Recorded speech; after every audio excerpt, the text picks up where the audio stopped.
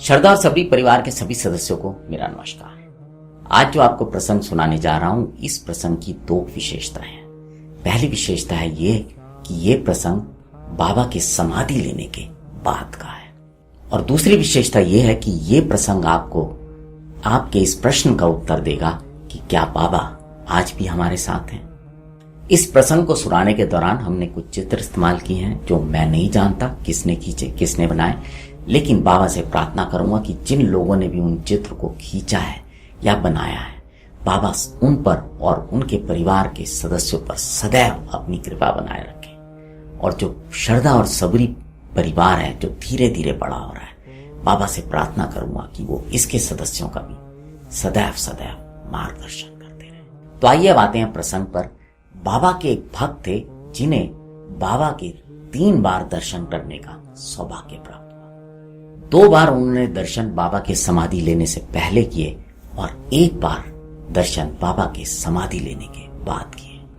अब आप सोच रहे होंगे कि बाबा के समाधि लेने के बाद कैसे दर्शन किए। जी हाँ, आज का जो प्रसंग है ये बहुत ही महत्वपूर्ण है और जो मैंने कहा था वो आपके प्रश्न का उत्तर भी देगा।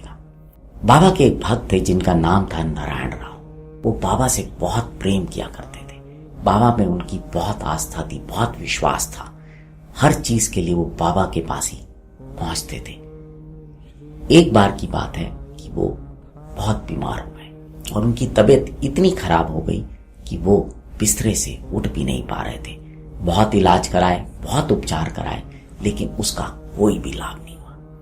अब नारायण राव तो बाबा का ध्यान किया करते थे, तो अपनी बीमारी की अवस्था में भी वो सदैव बाबा को ही याद किया करते थे, उन्हीं से ही प्रार्थना किया करते थे, उन्हीं का ही वंदन किया करते थे। एक दिन की बात है, वो रात को सो रहे थे और उन्होंने स्वप्न में देखा कि बाबा एक गुफा से निकल कर आ रहे हैं। और बाबा जब गुफा से निकल कर आए तो उन्होंने नारायण राव से बोला कि नारायण, कल से तुम ठीक होना शुरू हो जाओगे और तुम्हारा स्वास्थ्य पूर्ण रूप से 1 हफ्ते के अंदर ठीक हो जाएगा।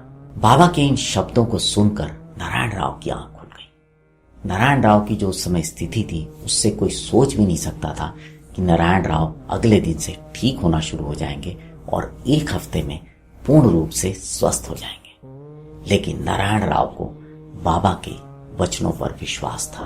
उन्हें भरोसा था कि उनके बाबा ने जो उनसे कहा है वो जरूर होगा। और अपने इसी प्रेम और विश्वास के चलते नारायण राव को भरोसा हो गया कि वो 1 हफ्ते में ठीक हो जाएंगे। और हुआ भी ऐसा ही। नारायण राव 1 हफ्ते में पूर्ण रूप से स्वस्थ हो गए। कोई सोच भी नहीं सकता था कि जो व्यक्ति इतनी लंबी बीमारी से पड़ा हुआ है वो 1 हफ्ते के अंदर स्वस्थ हो जाएगा। तो आपने देखा इस प्रसंग के माध्यम से कि ऐसा नहीं है कि बाबा समाधि लेने के बाद भक्तों का ध्यान नहीं रखते।